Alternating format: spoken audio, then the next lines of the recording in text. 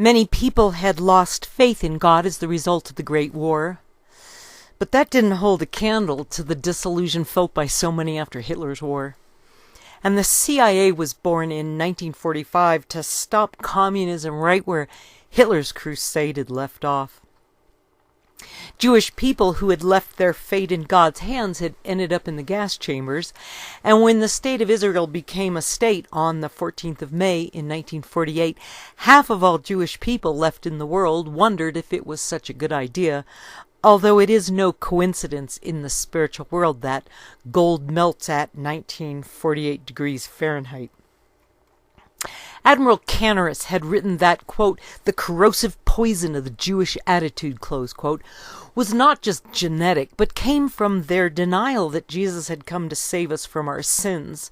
And the ongoing denial was not just a matter of morality or of morale or of motivation, but one of disloyalty and opposition to the Christian world itself. Jews responded that they weren't guilty of killing the Messiah if he wasn't really the Messiah, and Stephen Katz wrote that Israel meant one who wrestles with God.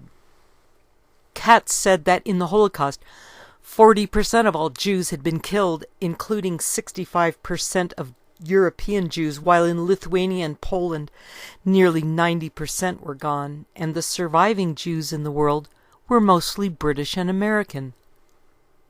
The Holocaust in Historical Context by Stephen T. Katz, Volume 1, The Holocaust and Mass Death Before the Modern Age, New York, Oxford University Press, 1994.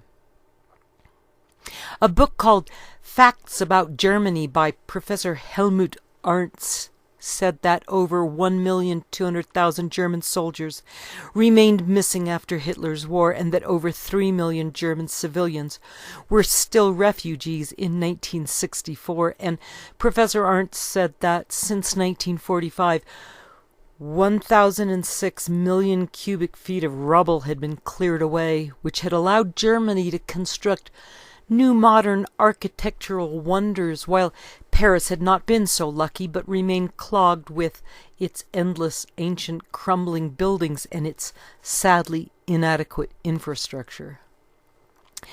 There had been 1,240 Jews in Heidelberg in 1935, and 33 of them would return after the war. And while there had been 600,000 Jews in Germany before the war, and 125,000 of them were still alive at Hitler's death, more than 90,000 of them left Germany after the Nazis were defeated, and that left 30,000 Jews in Germany out of the original 600,000. Professor Arndt said, the proportion of German Nobel Prize winners in the field of science, which was as much as 40% in the decade 1911 to 1920, fell to 6% between 1951 and 1960. In the same period, the proportion of Nobel Prize winners in this field from the United States rose from 4% to 49%. Facts About Germany by Professor Helmut Arndt, May's Foreign Pocketbooks, Munich, Volk und Heimat, 1964, page 326.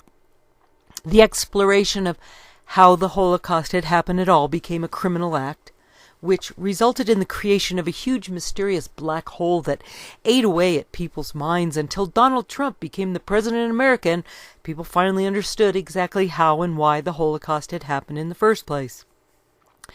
Jews in Germany had owned most of the news media and the schools and the hospitals, and they'd been working in government offices where they were pushing the idea held by many Jews that the Messiah would not return until Jews were in charge of the world to welcome him, and so they'd felt responsible for the preparation of ushering in his messianic government, but more importantly, they believed that the Messiah would not show up until Jews set up a government all ready for him to step into, that he might take his rightful place as their leader. Unfortunately, this running the world thing was basically communism, and that's why the Holocaust had happened, and everyone breathed an enormous sigh of relief in the knowing, or the Befindlichkeit, of the cause of all the Holocaust carnage, because if the reason for all that death and destruction remained a mystery and a baffling unknown, then it could happen again, and that must never ever happen again, because Jesus taught that every child of God is worthy of the opportunity to find redemption, if they have the will. Most of all in Germany during the Roaring Twenties, Jews had been seen pushing an extreme liberalism, including transvesticism and abortion, that didn't just smack of perversion, but went much farther into realms that good Christians could not fail to see as devil worship itself. And so it had been easy for Germans to perceive the Jew as an other, and to wish with their entire being that they could purge the blessed fatherland of that corrosive poison. And so it had begun, slowly at first, but quickly and inexorably gaining a nearly unstoppable momentum. However, as with all human endeavors that move against the law of the principle of identity, the Nazi economy bore at its heart the seeds of its own destruction, since the workers that were needed to fuel the Nazi war machine had been the same people who were the object of their persecution. Speer had wanted to build new edifices in Berlin that would celebrate the victory of the Nazi Party over the old encrusted impotence of a Germany brought to its knees by the Versailles Treaty. And Speer's exuberant reconstruction required that first the slums be cleared, and so they had been, quickly and efficiently, setting a precedent that expanded year by year as Germanic nature took its course in following the master plan. Speer envisioned an eagle at the top of his main hall in Germania, rather than the swastika, because by then the problem would have been solved. The principal Roman standard was an eagle, so the Jewish nation was described as a dead body where the eagles gathered together to devour them. And from Matthew 24:28 and Luke 17:37, the symbol of the eagle on the uniforms of the Third Reich reminded all good Jews of this prophecy, and many of them were singing messianic songs as they rolled over the train tracks towards Auschwitz, knowing well the prophecies about those eagles in Job 39:30 and Ezekiel 39:17 and Habakkuk 1:7 being the same eagles sent by God to destroy them.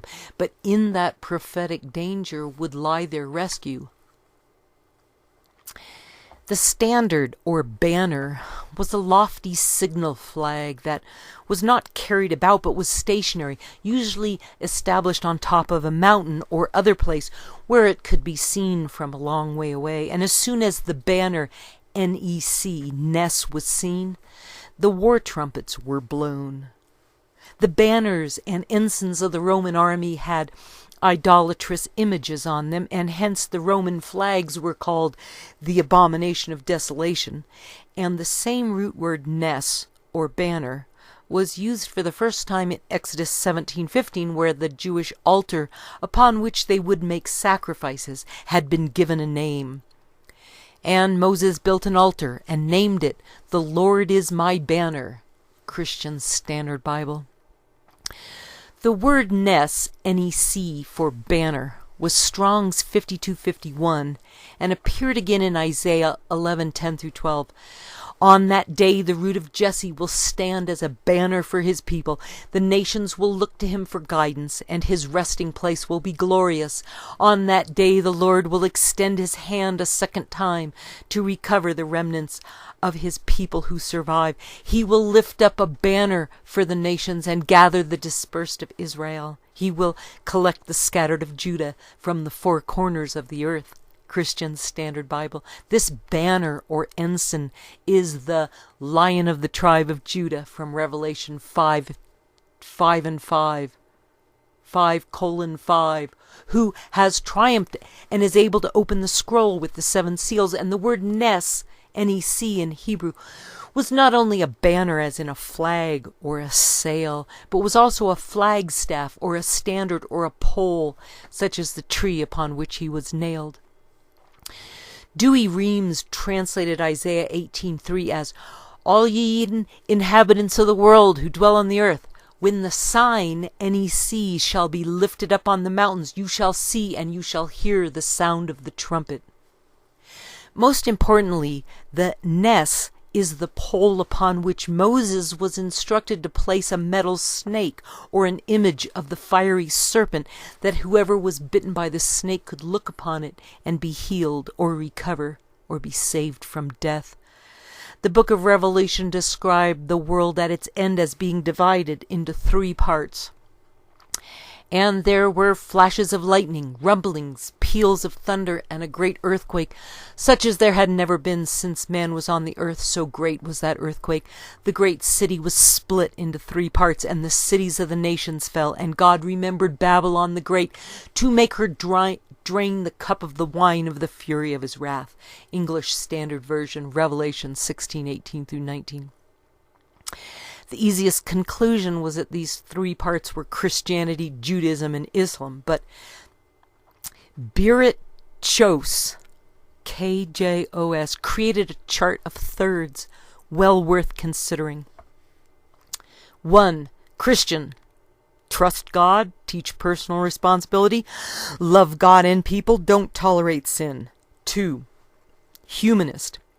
Trust yourself, teach human rights, love self, self-esteem, tolerate all lifestyles. 3. Globalist. Trust the state, teach collective responsibility, respect all who fit new paradigm, don't tolerate dissenters. The Nazis were none of these exclusively, but had a small slice of each, and rather than putting forth an economic or a political platform, the Nazis instead emphasized that they were Germanics, and in so doing were not concerned with trying to force anyone else to become German, but advocated only for Germanics to be allowed to live unmolested within their own place in the sun.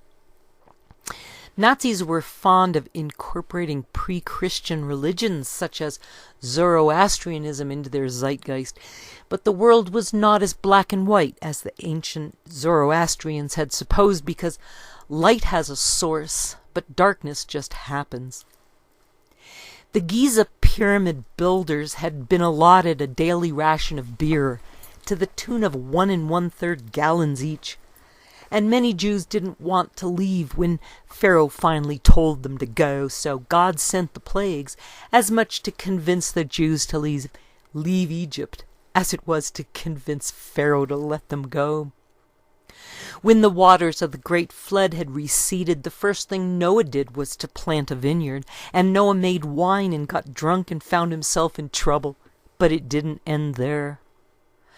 Al-Anon would teach that being part of the problem was actually part of the solution, and that trying to help someone stay sick was worse than not trying to help them get well.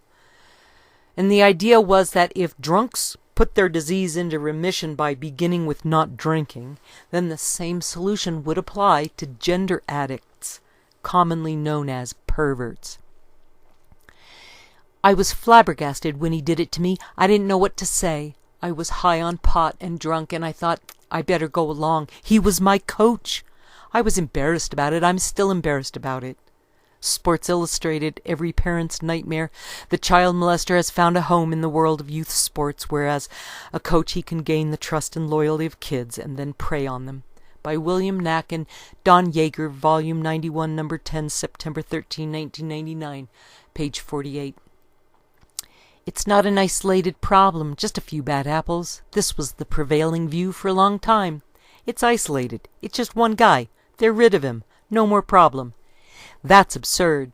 It occurs with enough regularity across the country and at all levels of society that it should be viewed as a public health problem. Sports Illustrated, page 43. In America after Hitler's war, The concept of separation of church and state was weaponized specifically to muzzle Christians, and Elvis was denied the right to sing gospel by offended Jews who blamed Protestants and Catholics for what Hitler had done to their relatives in Germany. Because America was predominantly a Christian nation, Jews began smuggling in foreigners to flood the voter rolls with illegals who did not believe that their illegally cast votes were actually secret, so they voted as they were told, and this smuggling program was funded by taxpayer dollars and conducted by Jews believing their Talmud commanded them to, quote, accommodate strangers, close quote. To cover their evil scheme to put an end to Christianity, these Jews in America had the citizenship question removed from the census form in 1950, and because they did not take the New Testament seriously, an abhorrence of Islam was equated to the persecution of Jews by Hitler, and they also likened the illegal immigrants breaking into America with the Jews fleeing Hitler's Germany. The devil's best trick has always been telling lies, and after Hitler's war, Germany was told by Jewish groups that the fatherland must accept Islamist invaders in what was left of the Holy Roman Empire, and no one dared oppose that idea, which said a lot about what an enormous military defeat can do to the human spirit. Heidegger had promised that in the danger lies the rescue, and Walid Shuibat proved that with his remarkable ministry as he transformed from a Muslim terrorist into a dynamite Christian preacher, while in 1963 the U.S. Supreme Court had said that public schools may no longer require recitation of Bible verses, and before long that had become a complete ban. It was not until the Americans withdrew their support for the government in 1962 in the face of a Cold War confrontation with Russia over their Laotian policies that right-wing government members seriously started to enter the drug trade. Anslinger was now out of the way. Opium: A History, page 267. The Paris Peace Accords were signed on the 27th of January in 1973, ending the Vietnam War, and the Democrats in Congress refused to abide by the accords that required supporting the South Vietnamese with the ability to defend themselves against the predictable communist takeover, and the large majority of the South Vietnamese had been Catholics. Thereafter, godless social justice warriors introduced the idea that alcoholics were hopeless crazy people and that crazy people needed alcohol and drugs to cope with being insane, and the golem of the enormous mental health industry thrust expensive psychiatric drugs upon alcoholics, and those pharmaceuticals were paid for by the state. Drunks were offered a steady paycheck from the government for participation in this scheme to cripple America, even though the big books said that for alcoholics, quote, little charity in the ordinary sense of the word is needed or wanted, close quote. Alcoholics Anonymous, page 98. The U.S. Supreme Court decided that being court-ordered to AA was illegal because the meetings were a church, since AA used the word God, and in 1973, fetal alcohol syndrome was shown by Dr. Christy Uleland in Seattle to be the cause of permanent birth defects, and more defective babies were being born every year having FAS than all the damage that had been done by thalidomide.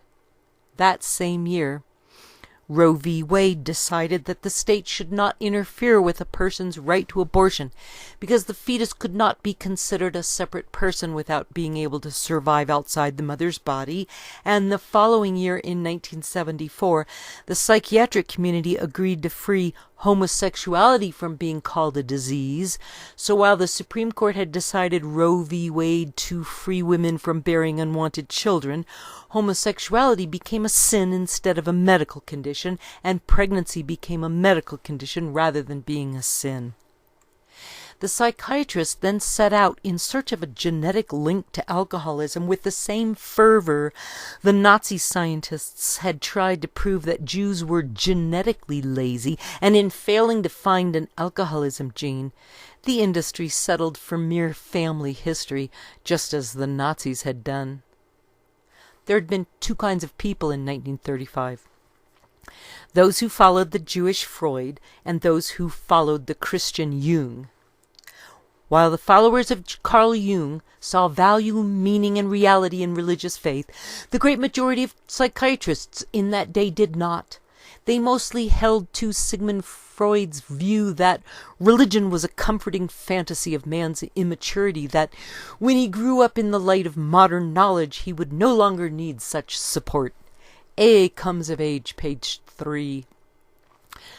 Carl Jung had come up with the idea of synchronicity, and an example of Jung's writing from 1956 said, "We permit ourselves the question, which countries have the biggest communist... We permit ourselves the question, which countries have the biggest communist parties? America, which, o que muchacho rerum, forms the real political backbone of Western Europe, seems to be immune because of the outspoken counterposition she has adopted. But in point of fact, she is perhaps even more vulnerable than Europe, since her educational system is the most influenced by the scientific Weltanschauung with its statistical truths, and her mixed population finds it difficult to strike roots in a soil that is practically without history.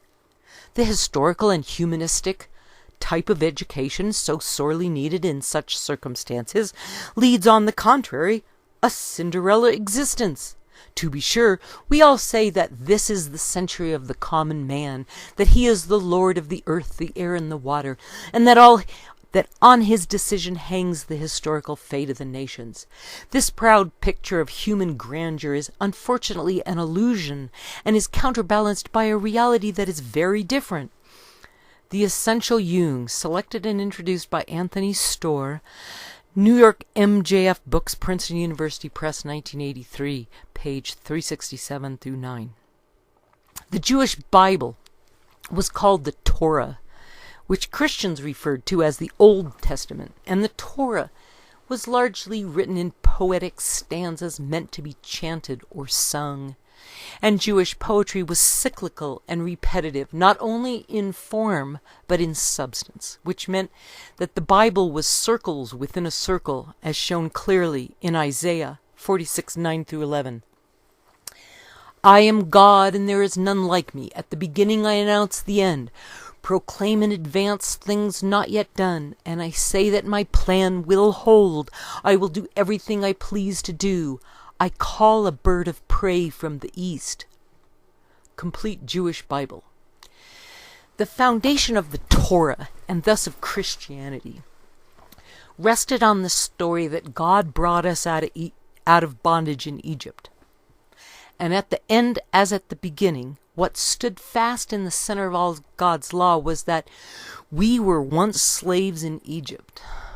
All the Jewish festivals and feast days were about God setting us free from Egypt, and the rest of the Bible was not about God, but about God's problem with people. Being human was primarily about having to eat food, and God teaching humans to eat and cook animals was the point of the temple sacrifice, and the original holy place had been a threshing floor where food was gathered, and the original sin had been about God's commandment of what humans were supposed to eat. God taught us that we are not supposed to worship animals, but to use them for food.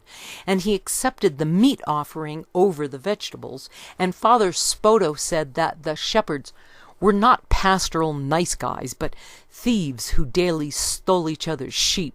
But all in all, they certainly ate well. The religious people said terrible things about Jesus. And when he said that he was the Son of God and that we are all sons of the Father, it made them so angry that they were willing to break their own sacred rules to deny him a fair trial, notwithstanding that Pilate said he could find no fault with Jesus, who is just another silly religious nut among the wackadoodle Jews with their countryside full of small bands of wannabe Jewish messiahs. The title King of the Jews had been written by the Romans, not by the Jews, and it had been meant to mock Jews, not to mock Jesus, because the Romans didn't understand what the Jews didn't like about him. for many were giving false statements against him, and the testimonies did not agree. Christian Standard Bible, Mark 14:56. False accusation is the devil's most effective weapon. And on the way to Golgotha, someone ran up to the Lord and offered him some opium, but he declined to take it. And then Jesus accepted the drug while he was on the cross, a phenomenon duly recorded by all 4 gospel writers. Jesus died of an opium overdose so they didn't have to break his legs, and that in accordance with the scriptures saying he would have no broken bones, John 19:36, and Smith's Bible Dictionary, in describing the word gall, said, Gesenius understands poppies, in which case the gall mingled with the wine offered to our Lord at his crucifixion and refused by him would be an anesthetic and tend to diminish the sense of suffering. Opium was written in the New Testament as a, quote, cruse of spikenard, close quote, and church fathers would change the name into a different plant for later translations, and opium had come by the cartload from Smyrna, where it was sold to all the surrounding areas. Smyrna had become the central marketplace of Asian opium, with early roads built primarily for facilitating the opium trade, and what was handed up to Jesus on the cross was sometimes written as wine mingled with myrrh, and sometimes they put it on a reed, and sometimes on a sponge, and some said it was only vinegar or wine vinegar mixed with myrrh or hyssop or marjoram. Some Bibles said bitter herbs, while others said it was, quote, sour wine mixed with gall. And the word for gall was Strong's 7219, that was usually coupled with the word wormwood, and gall in the Hebrew was rosh, that meant poppies or poison, and carried the connotation of something that came from serpents. Ezekiel was admonished, Son of man, set your face against Gog, the land of Magog, the prince of Rosh, Meshach, and Tubal, and prophesy against him, and say, Thus says the Lord God, Behold, I am against you, O Gog, the prince of Rosh, Meshach, and Tubal. New King James Version, Ezekiel 38:2-3. Many thought that Rosh meant Russia, but Russia was Rus, and poppies were Rosh. And in the Old King James Version, as well as others, the phrase, the prince of Rosh, was actually the chief prince of Meshach and Tubal, or the leader of the head of Meshach and Tubal, with no mention of a place called Rosh, because that word meant chief or prince, which left only Meshach and Tubal, 2 places in Turkey where poppies were king. Instead of Strong's 7219 Rosh, meaning poppies, the almost identical Strong's word 7218 was used in Ezekiel, even though both had the same pronunciation of Rosh. And 7218 had the meaning of at the top or at the head of. And this Rosh was the one in Genesis 3:15 where Eve was told that she would bruise the head of the serpent, the head being the word Rosh. To History Anonymous, that could be read to mean that Eve would bruise the poppy of the serpent. And the reason it was called vinegar was because that's what happens to unbottled wine, and they didn't care if the wine had gone to vinegar, because the opium in it was still plenty good. There they offered Jesus wine mixed with a drug to ease the pain, but when Jesus tasted what it was, he refused to drink it. Contemporary English Version, Matthew 27:34. There they gave him some wine mixed with a drug to ease the pain, but he refused to drink it.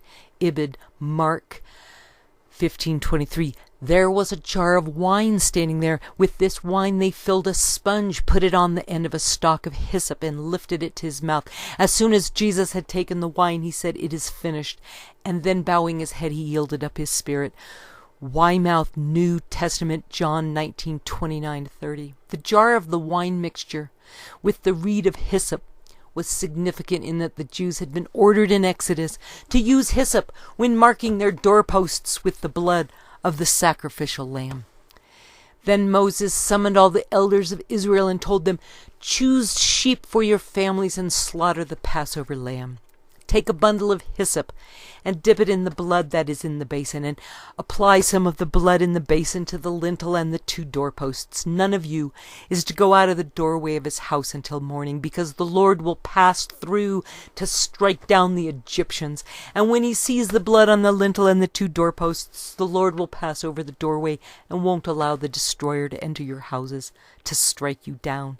International Standard Version, Exodus 12:21-3. In Smith's Bible Dictionary, under gall, on page 204, Dr. Richardson, in his 10 lectures on alcohol, said, "These drinks were given to the crucified to diminish the suffering through their intoxicating effects," close quote. And Jesus had died immediately after drinking from the sponge. The 2 criminals on either side of him were still very much alive, so the Jewish leaders asked the Roman soldiers to break their legs so they would die before the Sabbath, at which time the relatives would be unable to carry out the burials. Thus ended a day of tragedy and sorrow for a vast universe whose myriads of intelligences had shuddered at the shocking spectacle of the crucifixion of the human incarnation of their beloved sovereign. They were stunned by this exhibition of mortal callousness and human perversity. Urantia Book, Chicago. Urantia Foundation, 1955-1973. 187, 6.3, page 2011. On the 3rd day, on Sunday morning, he came forth from the grave.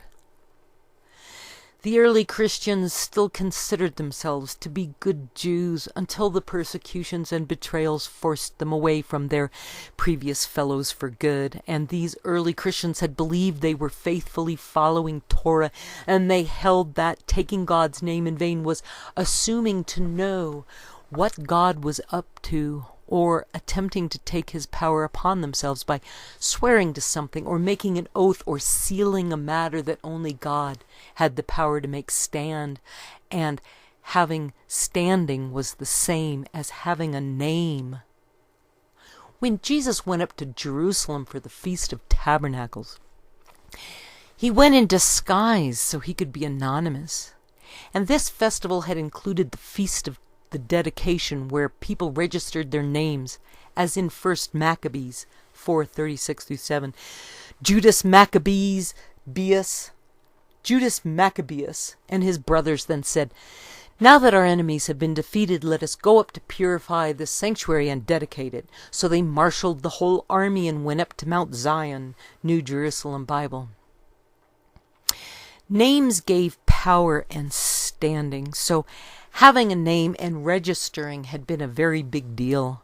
And having standing came from the same root word as nes, or banner. And Babylon was where people wanted to, quote, make a name, close quote, for themselves, apart from God's name. The whore of Babylon would have a mark on her forehead that was a name, not a flag, while the saints who were marked on their foreheads were given numbers so they could be counted. And the number given to the saints was a seal from Strong's word 4972 that implied a sacred promise, not a curse, such as was given to the Antichrist. Babylon was a city with a curse like the curse that was given to Cain. And when Cain murdered his brother Abel, God cursed Cain with having to go live in cities where the land would not produce if he wanted to farm. So Cain could not build a homestead to raise a family if he had to live within the confines of the city. A mark, such as in the mark of Cain, was something that allowed us to recognize evil so we would be able to know the truth about a judgment that had been decreed upon that person by God. And with the mark, Cain had become a renegade or a deserter. The word mark was similar to the meaning of Nes, N-E-C, except that it was a mark personal to just Cain, as in a letter or writing placed on his forehead, and quite different from the rallying flag of a Nes meant for an entire people's. By wearing the mark, Cain was not allowed to be killed, but stood out as the bad example of a godless murderer, and so Cain had become the precursor to the Antichrist, wearing a mark or a name in writing on the forehead, in order that we might recognize their sin. Taking God's name in vain was far above and beyond any mere human declarations, but to the early saints, breaking the commandment of profaning the Sabbath meant not accepting that God's creation was finished in the life, death, and resurrection of Jesus Christ. The Jews who believed in Jesus became Christians, and all the Jews who rejected Jesus remained behind as temple worshippers, and these left behind Jews persecuted the Christians for breaking the Torah, which the Romans enjoyed watching, because having the Jewish police persecuting the Christians made that much less work for the Romans. After several decades of this, the Christians had become completely separated from the temple in Jerusalem, mainly because Jesus had referred to the human body as the temple of the new covenant in his bread-breaking speech, and so the Christians had left the Jerusalem temple behind to those who had rejected them by rejecting the Messiah. Thus, when the New Testament Gospels were written, the destruction of the temple in 70 A.D. was ignored because it no longer held any significance for them, since the body of Christ was the new Jewish temple.